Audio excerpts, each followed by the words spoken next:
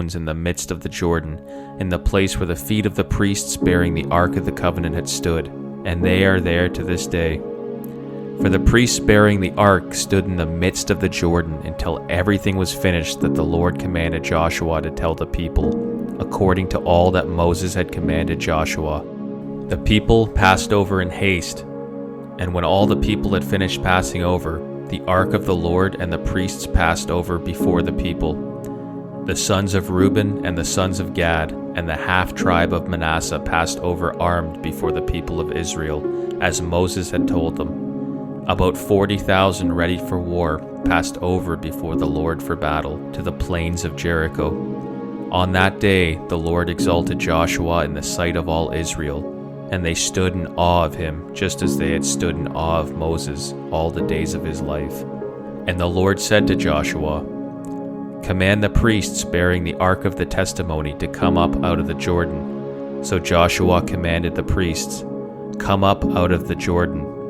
And when the priests bearing the Ark of the Covenant of the Lord came up from the midst of the Jordan, and the soles of the priests' feet were lifted up on dry ground, the waters of the Jordan returned to their place and overflowed all its banks, as before. The people came up out of the Jordan on the 10th day of the first month, and they encamped at Gilgal on the east border of Jericho. And those 12 stones, which they took out of the Jordan, Joshua set up at Gilgal.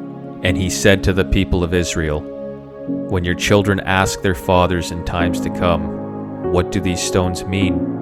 then you shall let your children know, Israel passed over this Jordan on dry ground. For the Lord your God dried up the waters of the Jordan for you until you passed over, as the Lord your God did to the Red Sea, which he dried up for us until we passed over, so that all the peoples of the earth may know that the hand of the Lord is mighty, that you may fear the Lord your God forever."